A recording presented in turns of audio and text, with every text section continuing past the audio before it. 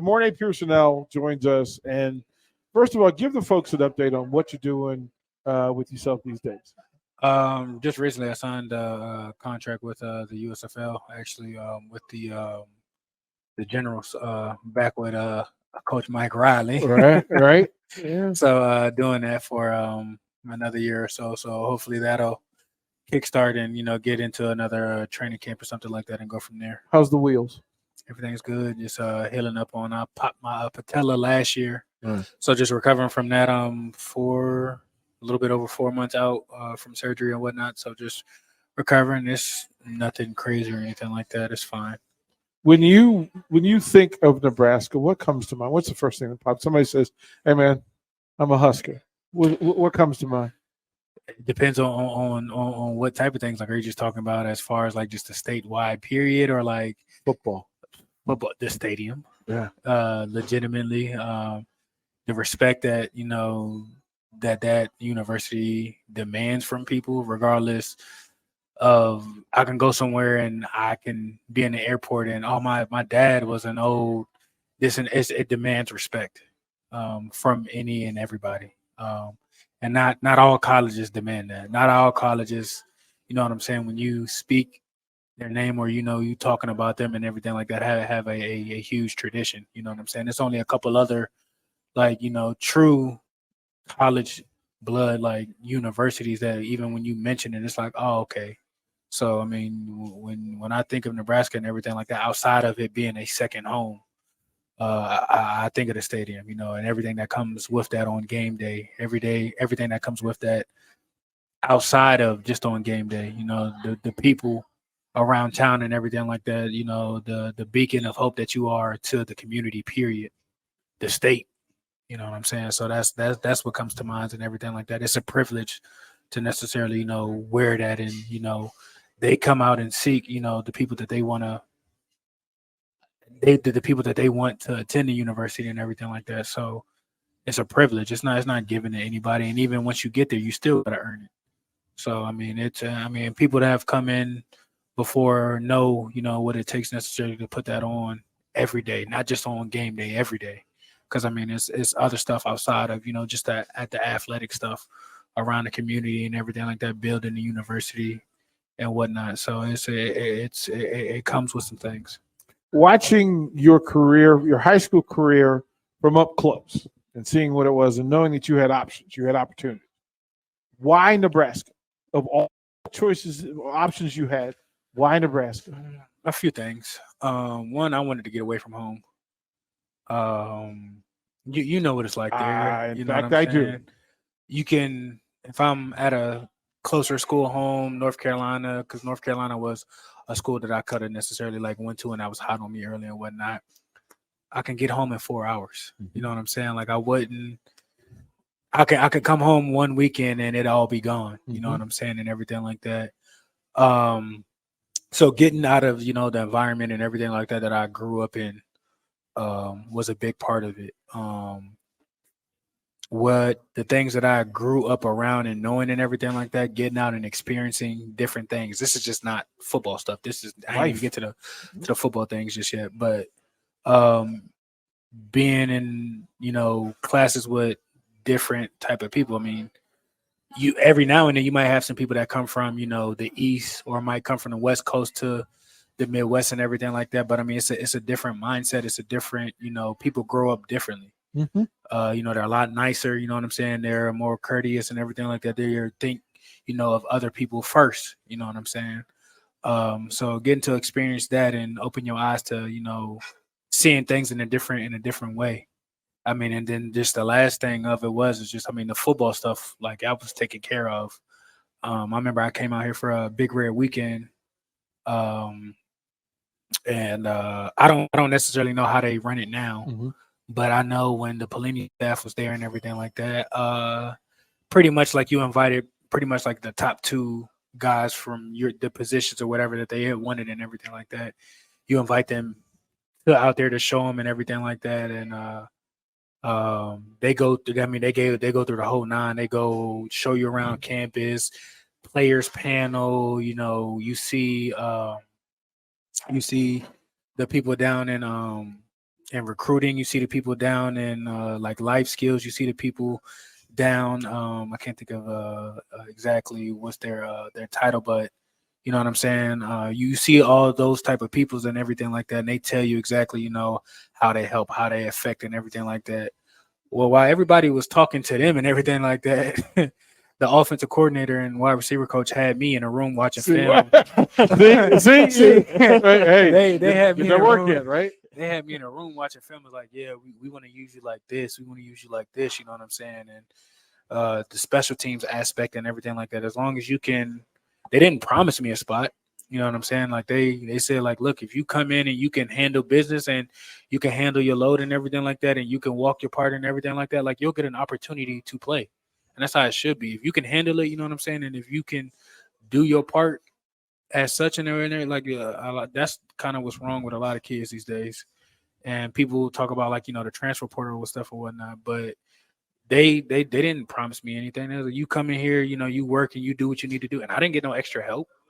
They didn't sit me to a side every night and go over stuff and everything like that, or they weren't pushing necessarily like, you know, for me to play and everything like that. Now early on in camp and everything like that, okay, you did two things.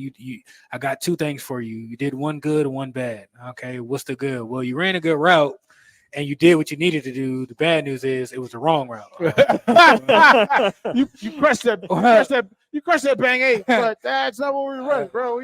Okay, so was I in the right spot? Yes. Okay, did I know, you know, what the play was and everything like that? Yeah. So it was a lot because they had me moving around my freshman year a lot, which is crazy. You know, the rest of my career, like I was only stationary.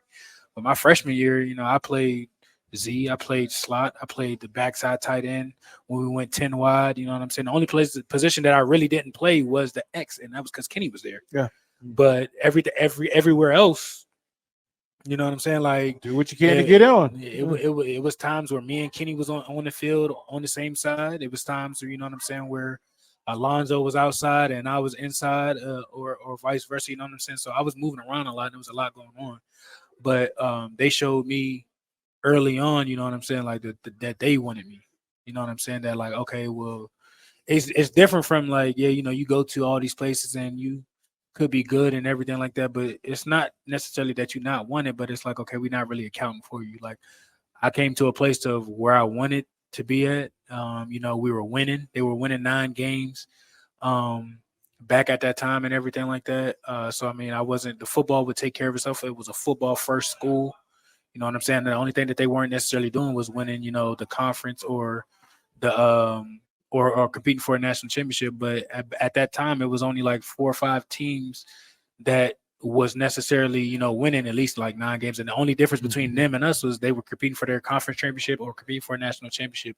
And we were right there, you know what I'm saying? But politics happens, you know, business happens, and you know, people, you know, do what they see such as feel as what they need to do.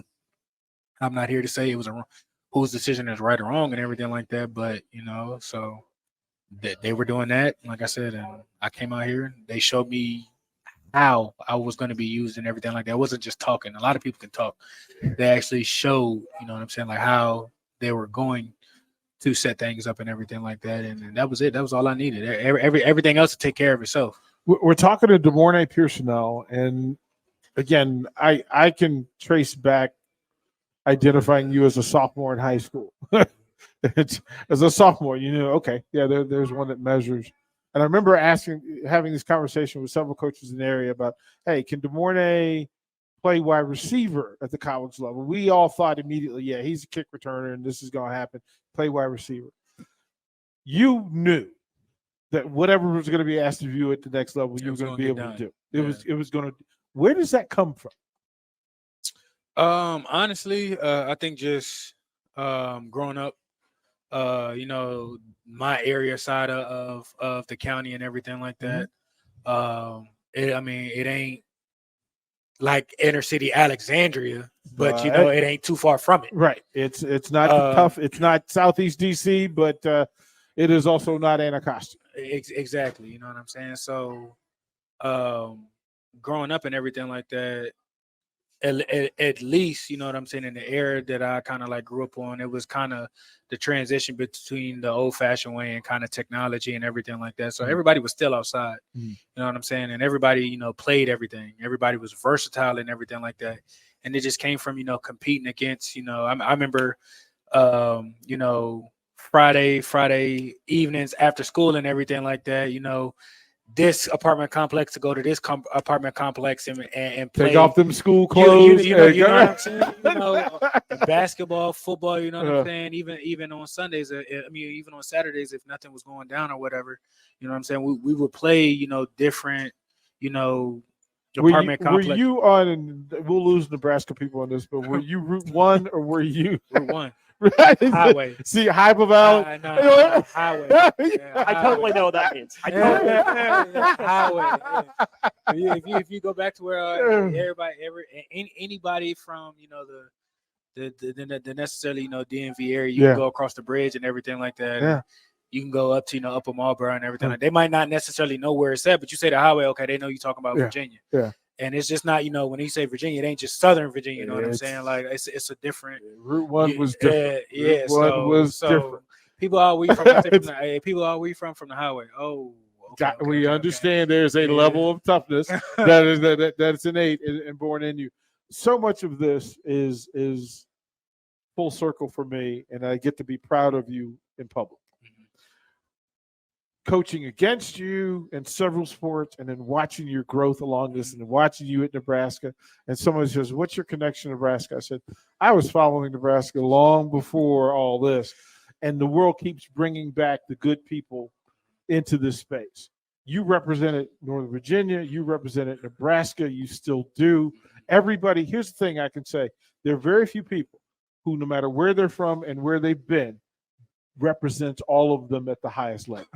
Brother, you have done the dang thing. Appreciate and we that. know you're not done. Appreciate that. And whatever happens next for you, you have family. It's an open pass, an open door. Most definitely. We are looking forward to the next version of DeMornay Pierson-El. I was talking to T-Buck earlier. Yeah. And like he said, and it's funny because literally maybe 4 minutes before we even like walk back in here and everything like that. And he was like, nah, like you need to, you know what I'm saying? Like touch in and tap in with that. And like I said, it's like, I have an interest in it. I'm not, you know what I'm saying? Like it's easy, you know, to conversate about something you care about. Look, getting you in the film room on special teams, receiver combinations, you talking about Nebraska football, you talking about the NFL. Look, there's a space. We need to hear your voice. Most definitely. We're going to open the opportunity, but we still going to root to see you back there busting people up on kick returns. We're going to have that done. We'll throw it to break. That is DPE. I'm DP. He's Austin Norman. More on 93.7 The Ticket. We'll be right back.